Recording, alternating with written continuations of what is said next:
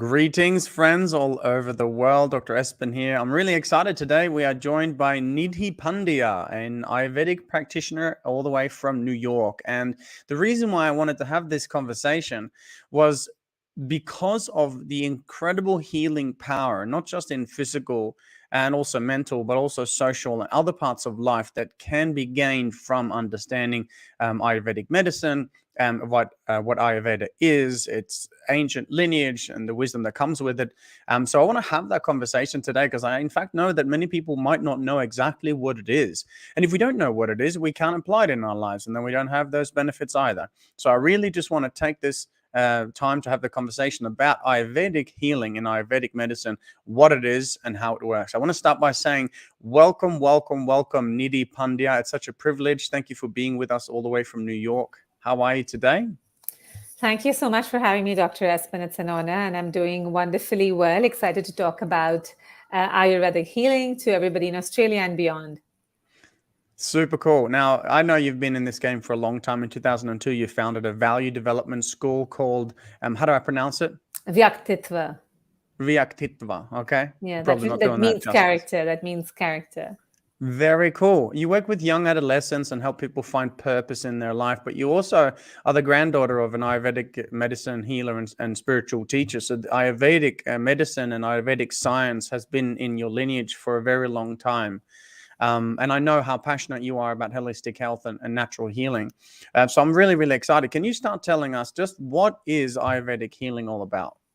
Of course. So Ayurveda comes from the Vedic sciences in India. Now, Vedic sciences are the oldest literature, scientific literature that exists, and Ayurveda really, if I have to break down the etymology, comes from Ayu, means life, and Veda means science. So it's the science of life, but exactly what kind of science of life, right? It is that science of life which identifies that this body is a vehicle to enjoy life, enjoy the world around you, and stay well in the process. So you can eventually go on a path of self-discovery. Simply put, it honors the life of this body, mind, and soul, and says, what is everything that you require to keep it well so you can have the best experience on earth? And there's just, so the reason why it's a little bit more unique from some of the other medicine, medical systems out there is because it recognizes two important aspects. The first aspect is that as human beings, as diurnal mammals, you're very connected to the cycle of the sun. And it really honors your place on the planet. Now, with that being said, right, the second thing that it really honors and that makes a difference is if you were studying agriculture, right, for example, you would try and study different landscapes differently. Like if there's a mountainous terrain, it grows crops differently. And if there was a tropical place, it'll grow crops different, vegetables, fruits, crops differently. Similarly, the science identifies that human bodies have bio-individual landscapes within. My body within could be different from yours. And this is the reason why we can all have the same consumption, but different experiences. And Ayurveda has done a brilliant job of being able to identify the different landscapes, internal landscapes. I personally call it the inner climate that we could be carrying. And what is the optimum climate what does the optimum climate look like, and how do we bring ourselves there using lifestyle, diet, herbs, breath work, everything that goes with it. So it's really a complete science of wellness. Well, this is awesome. This is really cool. And I know how important it is to look at the individual as a part of the whole, but also as an individual. And this is where I think this is important to have this conversation.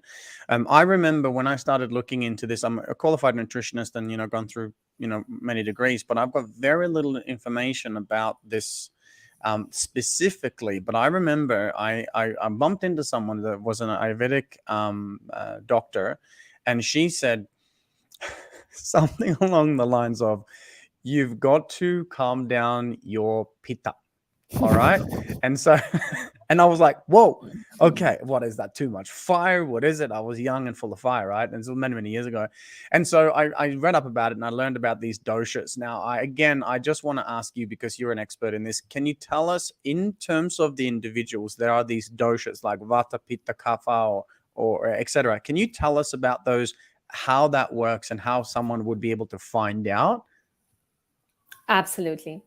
So, Dr. Espen, what I'm going to ask you, as well as anybody else who's listening to this, is to forget your idea of doshas and, let's give it a fresh perspective. So, as human beings, right, the three things we all know that our bodies are doing, and even if we haven't thought about it actively, I invite you to think about this, right? We're building, there's cell regeneration. The food we eat is used to build tissues. So, building is one essential life function. Number two is transformation, right? Anything you consume needs to transform.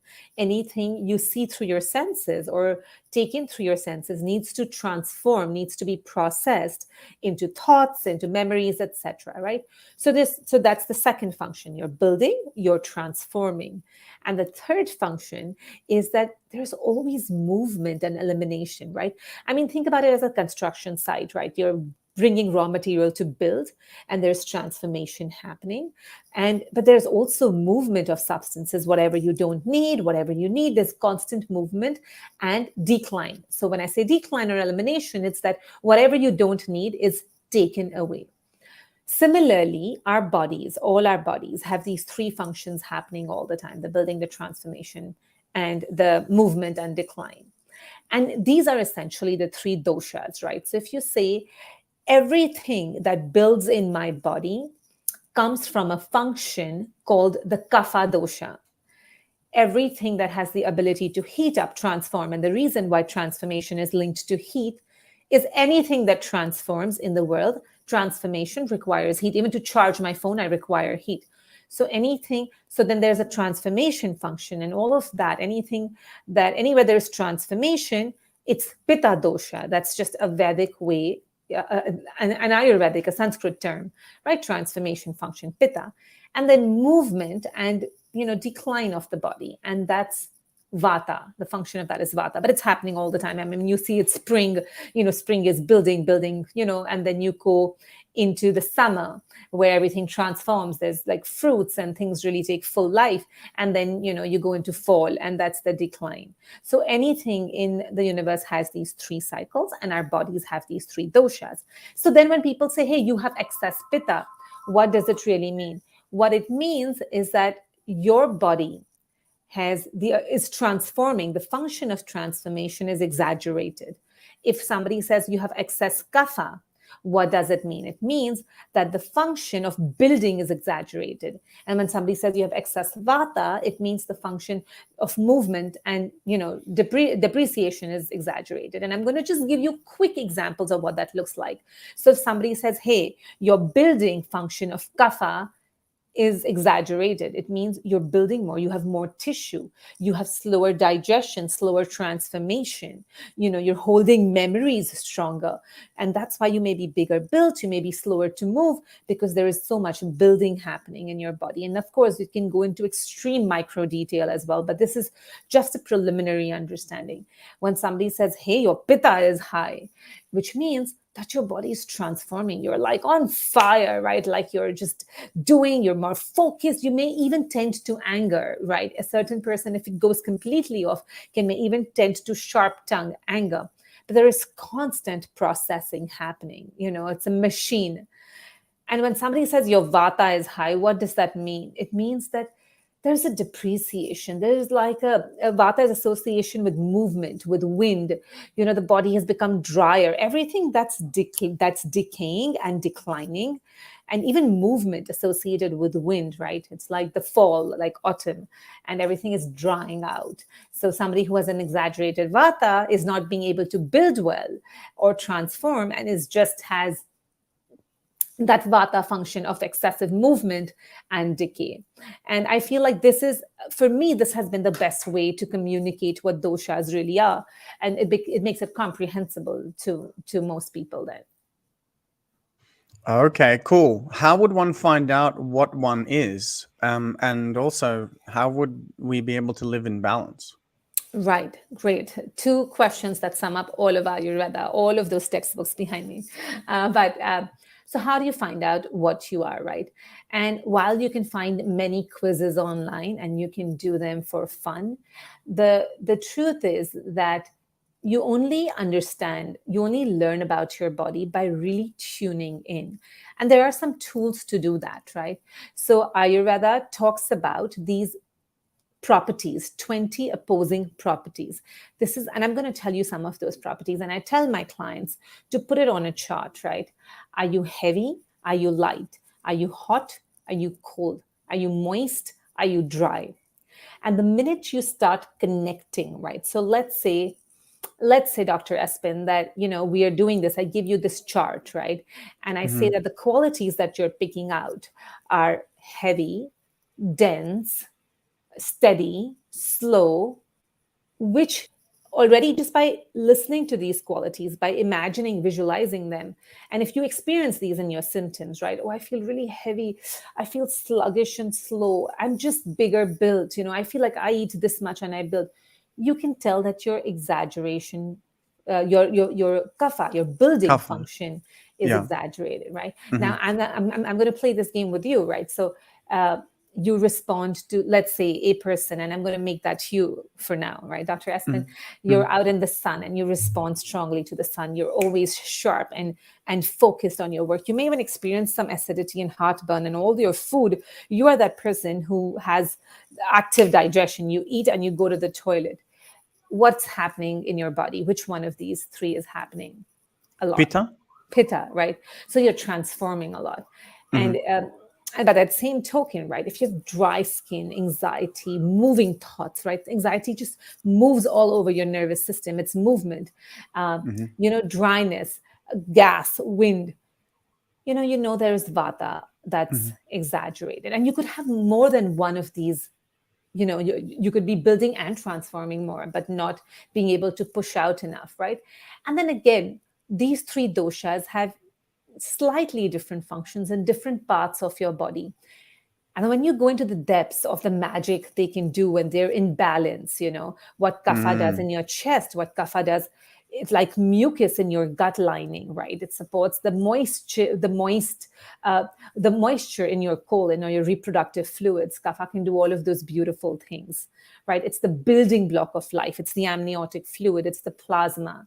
And Mm-hmm. pitta is the digestive fire. It supports the digestive fire, the ability to transform, supports vision. Vata supports the nervous impulses, for example, or for you to push a baby because it's movement, elimination, or urinate or eliminate. Mm-hmm. So, like, you can endlessly go into these doshas, how they act in different parts of your body when they're balanced, when they're imbalanced. But really, right, like when you ask, what does it mean to be in balance? And, if you're ready, we can move into that questions. If there's anything you want to say, I'm happy to hear it and answer questions. Take it away. What is Yeah, all right. balance? Okay. Right. And now, Dr. Espen, this has been my own inference through what I've studied with, what does it look like when you have kapha and pitta and vata in balance, right? It's an internal environment uh, because kapha makes you heavy and cold and moist, denser. And vata makes you dry and windy. And pitta makes you hot and humid. But when they all come together, right? And if you say they're all equally in balance, you're not too dry, you're not humid, you're not hot, and you're not cold. What you are is this perfect environment of warm and moist.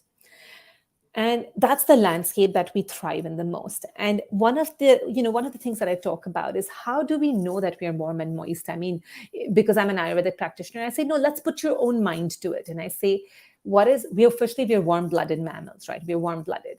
And our breath, for example, is warm and moist. Our blood is warm and moist. If you were to go and urinate, it's warm and moist. And if it's hot, you're like, oh, something's going on in my bladder, right? Your reproductive fluids are warm and moist. The mother's milk is warm and moist. And we talk about the probiotic environment in the gut, the flora and the fauna.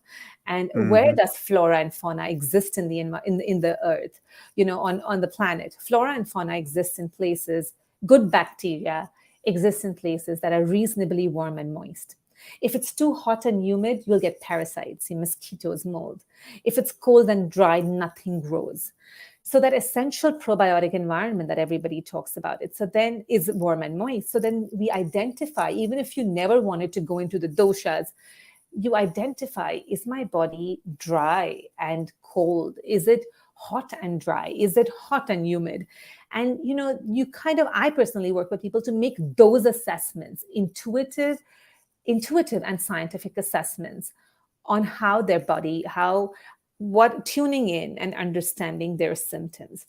And then the goal is, right, through your lifestyle, through your diet, to bring everyone back into warm and moist. And if we did that, right, your body is automatically synthesizing whatever nutrients it needs to. It's creating that great environment. Your probiotic environment is functioning well. And when that happens, right, there's an order, and you stay in balance pretty much. Yes, homeostasis, right? We're able to get the body into that balance. I love that. And you mentioned just briefly, and I really was intrigued by this, that Ayurvedic medicine and Ayurveda in general, the science of it, is not just for the body, even though it's so important. It's also in relation to our minds, how we think, how we interact with life, our social well-being. Can you take us through that? I found that to be really interesting. Right, absolutely, right. So, of course, based on even the doshas, right? So, Ayurveda has social conduct. Like there's a chapter in the ancient Sanskrit text that talks about social conduct, but it also talks about the qualities of the mind and identifying the three qualities that the mind carries, just as the body has the three doshas: building, transformation, and decline. The mind has three doshas of its own, three gunas or properties of its own, and depending on who you are, and it's important to identify what those are, so you learn how you show up and what you need to work on, right? And those three are sattvic. Sattvic means that you exist in a mindset which is constantly seeking clarity within. That you eat foods, and there are certain foods that support it, and certain practices, breath work, to support that sattvic mindset. And that's a path of spiritual enlightenment, that you're basically your mindset seeks clarity to remove clouds, biases, triggers, and you live like that and you think like that. Then there is a Rajasik mindset, which means all things that keep you extremely engaged in the world. So somebody with a Rajasik mindset is super passionate, like is loving his senses and how they interact with the world. And when they come together, a little bit of Sattvic and a little bit of Rajasik, your life on earth becomes really, really good, right? So then the goal is to balance with both those practices and both those foods, because you're existing in the world, you're performing, you're here to enjoy the world, but at the same time to clear the clouds and find your way back to yourself. And the third mindset, right, which is really the one that nobody wants to have, but we all do to a certain extent, is the Tamasic mindset.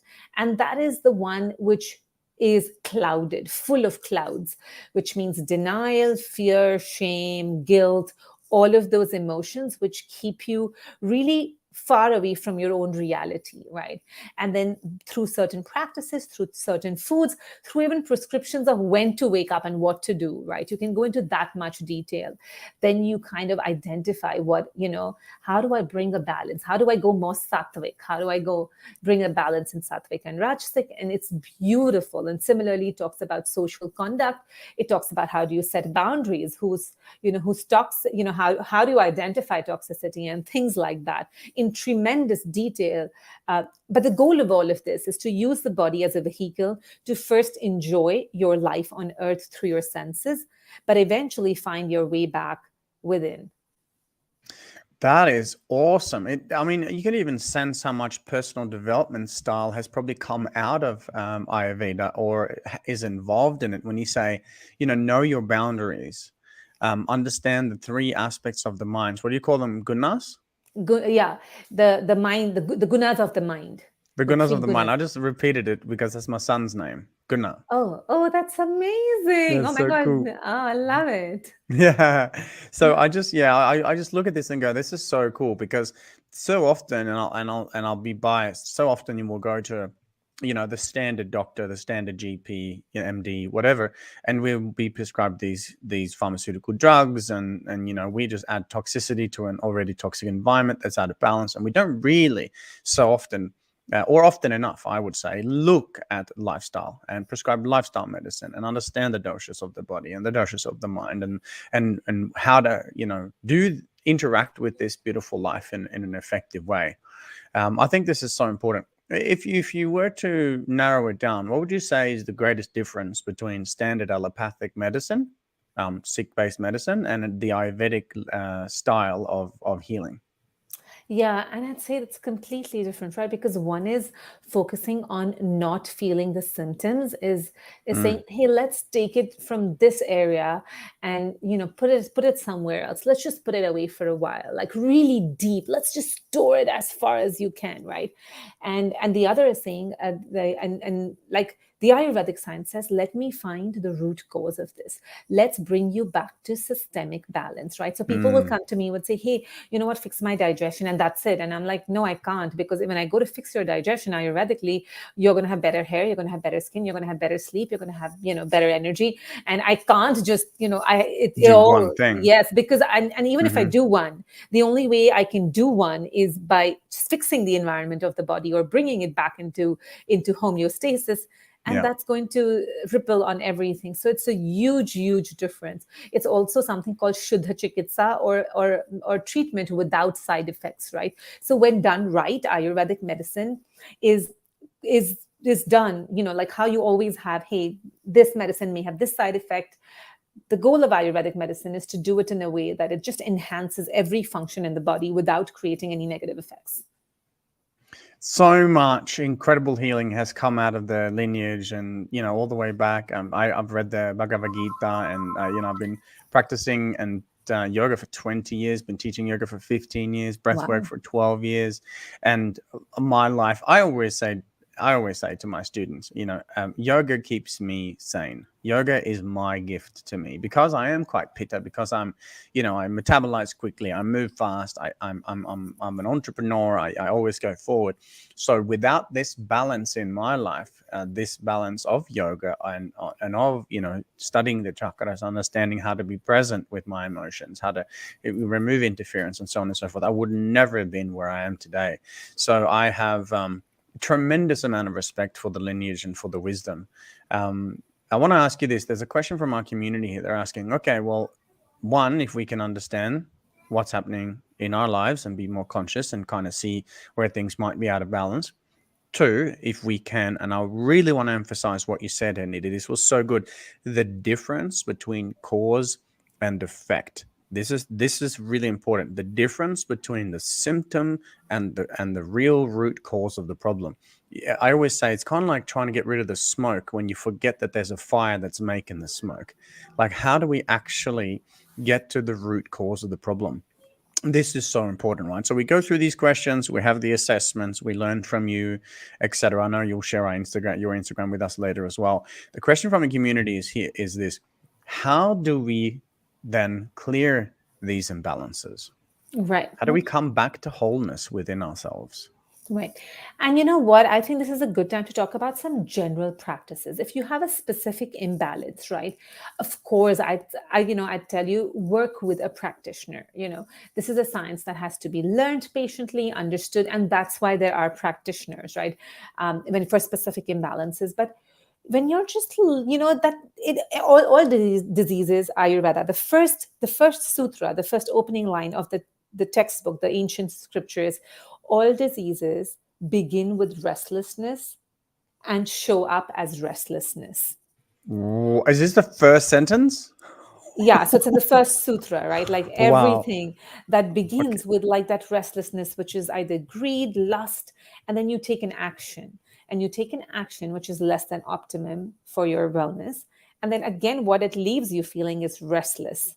And it can become a full-on physical symptom, but it definitely begins with restlessness and it ends at, and it shows up again before it becomes into a full-blown disease, it shows up as restlessness, right? So anytime you're restless, you know that the act that you are about to do could potentially lead to disease, potentially, right?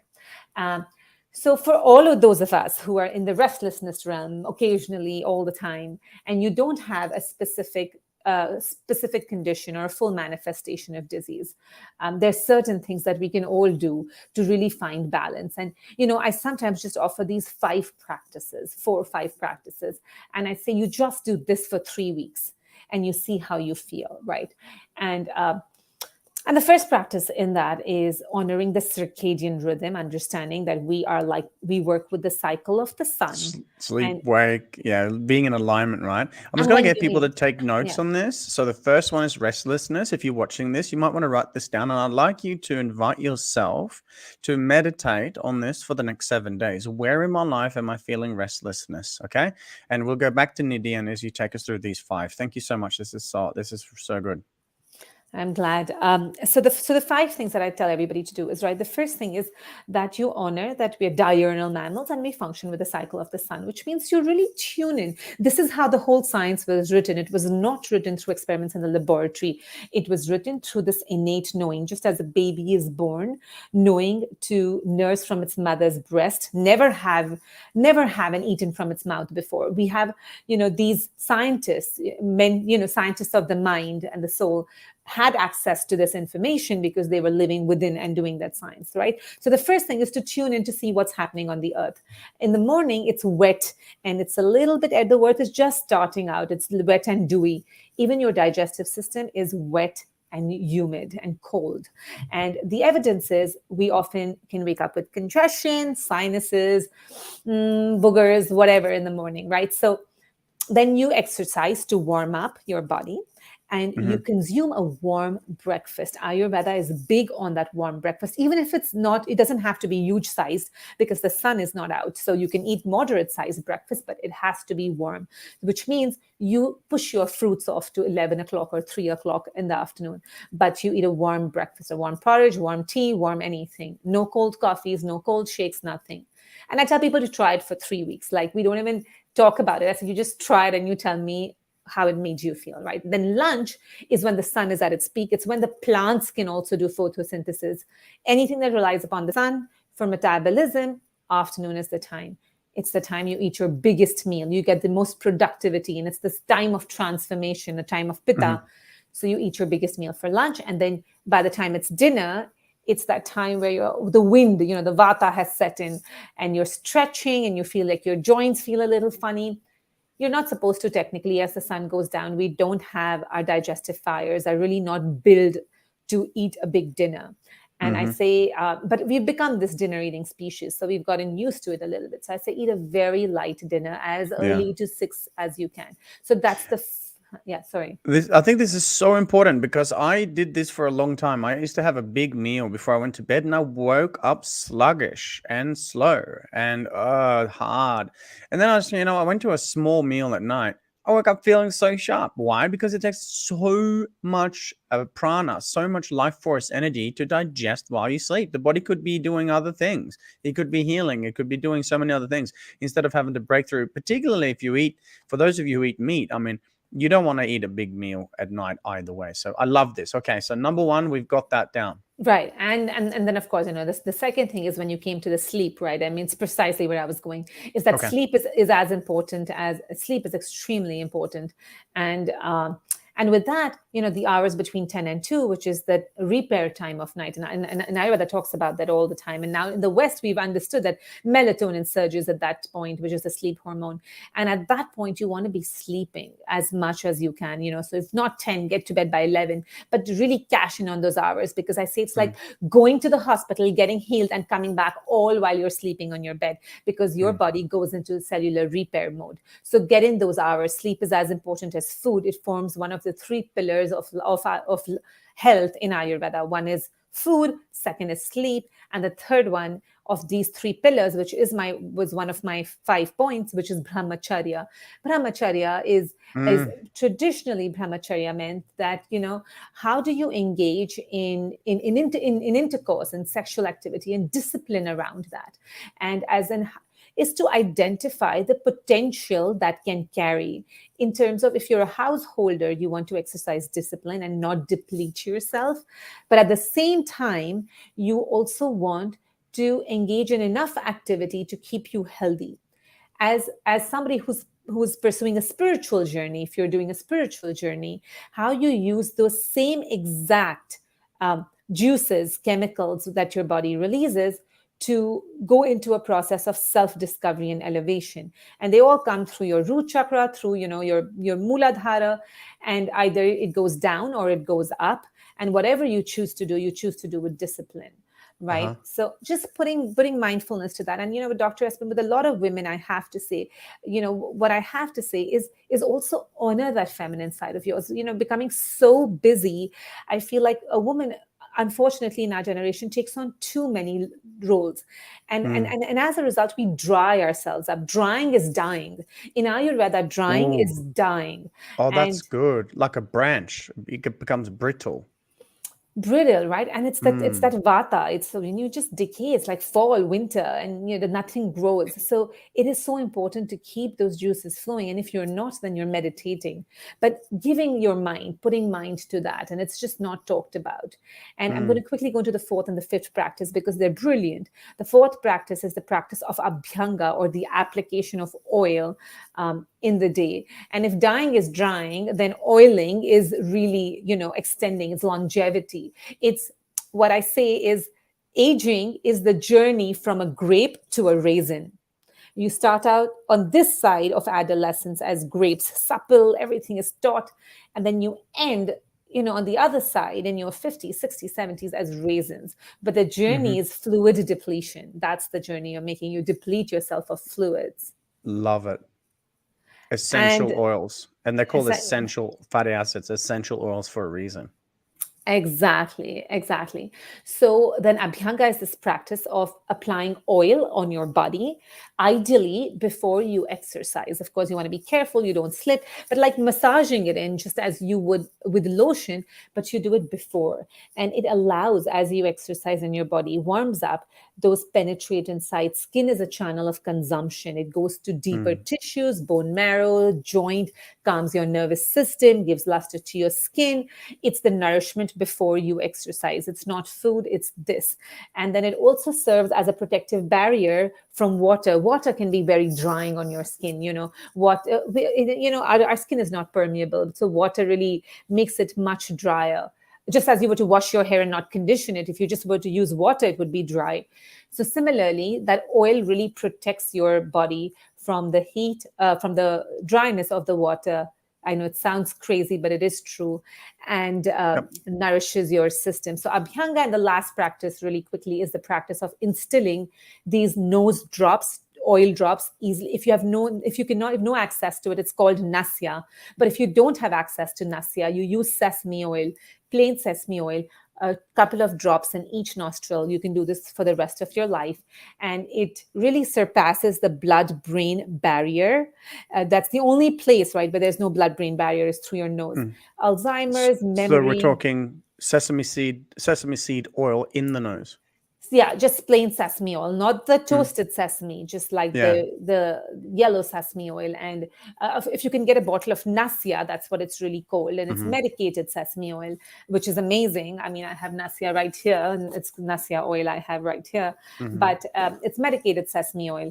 But if you don't have access, you just put regular. But I would say it's the most amazing practice of not only opening up all of this, your sinuses, but really having access to a part of your brain, which can, let's say, if something could nourish your cerebral spinal fluid, it's this, right? It really nourishes this part of your brain. And now researchers are studying that this has linked to dementia, like preventing dementia, Alzheimer's. And if you did these 5 practices, eating on time, sleeping well, understanding how much indulgence, when it comes to sexual activity, Abhyanga and nasya, I would say like you're 70% taken care of. Wow. Perfect. And the circadian rhythm and understand how to live in alignment with the cycles is just so fundamental. Even what I teach a lot with the economy and the seasons of the economy is so similar. Most people have no idea. Like like being a farmer and owning a farm and not knowing about the 4 seasons. Could you imagine how devastating that would be if you didn't know the winter was coming? And here we are hearing about it again in terms of our health and well-being. I want to just backtrack a little bit before we wrap up. I've got this is for my own personal interest as well. I first studied Brahmacharya years and years ago, and I looked at this. This spilling of the seed. Okay, and then a lot of what I teach is the Kundalini from the Muladhara, which is the first center, spiraling the energy up, activating the heart space, activating the torus field, moving the life force to the brain to activate the brain to be able to connect right with source and so on. And so I went through and I've gone through many different ways of holding my seed, not spilling. And moving that life force energy up, and looking at the timing of how the planets are moving, and literally just having abstinence from sexual intercourse, particularly that of the ejaculation and orgasm, to be able to learn about this and to be able to be with God within that sense. And I know it's been such an interesting practice, because when I do, I am so remarkably fiery and productive. And on the other hand, who doesn't love to have a magical love life? And sometimes I feel like I get too Pitta, so I really need to ground when I've been storing up my energy for so long. Can you give us your 2 cents worth on that? I know in the spiritual lineage of finding enlightenment, holding and not spilling is such an interesting concept. But on the other hand, for many people, and this is huge. Think about this, guys. How many years have you been spilling your energy? I'm talking to the men right now. Where you're spilling your energy. How many people masturbate and spill life force, and you don't even think about this? You don't even think about this short-term stimulus effect and what you're actually doing. So can you just give us your 2 cents worth on that for men and for women when it comes to the essence of Brahmacharya and what it could mean in the sense of Kundalini awakening? Absolutely. And there's so many things that are coming to my mind as we're talking about it, but I'm going to try and organize my thoughts to the best of my ability. So when, there's the endocrine system, which is pretty much aligned with your spine, is here. And it's the system, the endocrine, which pumps juices into your body. And in the last 20, 30 years, scientists have discovered, hey, there's something to this endocrine system, because a lot of autoimmune disorders come from there, right? Which means its functioning is extremely important to us. And this is really the juices from the endocrine system also support an experience, like an awakening experience. But this whole journey, right, as the Vedas explain, starts, you come on this planet, right? And I'm talking to, right, like you said, all the men and women out there, you come into the planet, and from your mother's womb, you're like, you have no idea, you've not learned to use your senses. And then you wake up to the wonder of the world as your senses become sharper. And you're meant to enjoy the world and its colors and all through all your senses. And then you hit adolescence. And then you experience what it is to unite with another human being, to have that, to have intercourse and orgasm.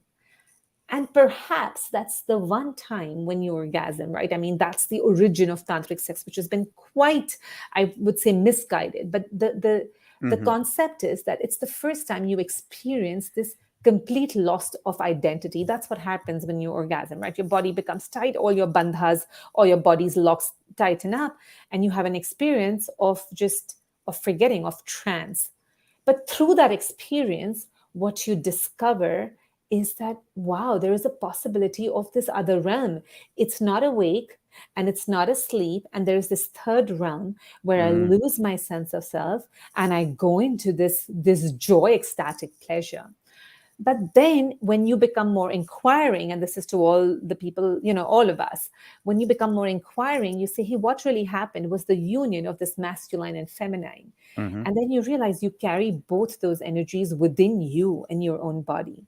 And this practice that Dr. Espen's talking about is then realizing that this fluid, right, it comes from this same exact chakra, this place, which allows you to have this first experience. But now you want to stay in this experience. Now you want to feel this joy all the time. And our tendency is to go and seek sexual experiences in the world, but they leave you depleted, right? So you have to seek a partner outside of yourself to have that masculine feminine experience. But when you can move that energy upwards, those fluids, you protect them and you move them up through your spine, like you said, holding your locks, holding your breath. And it's not very difficult for everyone to at least have a preliminary experience of it. And you realize you basically go into that similar state, eventually the same state of that ecstasy within yourself, through yourself. In fact, which does not deplete you after, like Dr. Espen says, completely energizes you, makes you one with yourself and not another. And I think so that is the purpose of life, right? Starting from enjoying the world through your senses, discovering that this is a possibility of a third realm, and then finding that realm within you and coming much closer to you, going back to where you came from, the source, as Dr. Espen says it. And of course, it's a tremendous practice. It's a tremendous energy saving, clarity giving, manifesting, connecting. I mean, it's just the most, you realize how real the inner world is. The outer world is unpredictable, uncertain, but the inner world is real and you can call the shots. I love this. So in essence, are you saying that if we don't spill our seed as men, or if we understand this balance within ourselves, either way, women as well, that we could use this life force, this prana, instead of spilling it, we could actually learn to move that energy into creativity, into health and healing, into anything we wanted. Is that correct? Yes, those exact same fluids, now they transform, like you said, and they become prana. They become this really explosive, amazing force that goes upwards and, connects your heart to your brain, creates this coherence and an explosion of creativity. Absolutely fascinating. I went to the extremes like I do when I first learned about this. And my partner at the time was like, "What do you mean no sex?" I said, "No, we can maybe have sex, but I'm not going to have an orgasm." "What do you mean no orgasm?" Such an interesting conversation, but it was so liberating because, like many people, we drink, coffee, and maybe we drink tea, or maybe we eat sugar, or maybe we have wine, and these things become habits, like having sexual intercourse and orgasm and spilling the seed on a regular basis. Have you actually tried holding that and meditating through that and moving that energy into the heart, or doing something different? Could be a question to ponder. And I love that practice. And I'm really, really excited that we can move that into whatever we want to in life, to activating our energy centers, to opening up our hearts, or whatever it might be. Super interesting conversation, Nidhi. Okay, let's do this. Where do people go? Oh, there you go, right on the screen. Where do people go to find out more about you, to connect with you, to ask questions, to have a consult if they want, etc.? And right there is my Instagram. And I don't work with people on one-on-one consults. I do 6 months programs. But yeah, I think a good place to start understanding my work is on my Instagram, because that's where I'm very active in terms of posting. Cool. And for those of you who are listening and not watching, it's Instagram and my_Ayurvedic_life. So my_Ayurvedic life. Nidhi, I have one question that I like to ask the people that I interview, which is kind of like the question that I really enjoy asking. And this is the question, right? I want you to imagine that you're on the world stage and there are millions of people in front of you. And this is your shot to share a message with the world, a message that you would like to share as to how you would like to be remembered, and also a message that you'd like to share in order to give the greatest gift that you could give to the world. Whenever you're ready, take your time and feel free to share that message. Right. So I would like to be remembered as a medium for, as a medium through which the energy of the universe flows, passing on the message, right? So I actually would like to be forgotten. I would like to be a reminder of how we dissolve. That's how I would like to be. I would like to be remembered that we all need to be forgotten, and that we're all just this as a medium for people to know that we all come from this, like you said, the source. And then our journey is to go and find ourselves back. And everything that happens is just how we respond to the energetic field around us. And that's really, and make that inner experience real, learn how much of that inner experience is true. And when we realize that, who we are as these beings of matter becomes really unimportant. So, and I think this as a message to everybody else as well, that our bodies are not important. They're only important in terms of keeping us well and as a vehicle, but it's the inner journey that we all have to make. So we all just dissolve into nothing. That's the message I'd like to leave behind. Beautiful. Would it be appropriate to say namaste? Namaste. Namaste. I'm so honored to have had you with us today. Thank you so much for taking the time, Nidhi. And go and check out Nidhi's Instagram if you guys have any questions. Thank you again for sharing your wisdom. Thank you for doing this and for being here with us today. Thank you so much for having me. It's a privilege. Have a beautiful night, day, You whatever too. it is over there in NYC. You too. Have a great day. Bye. Thank you so much.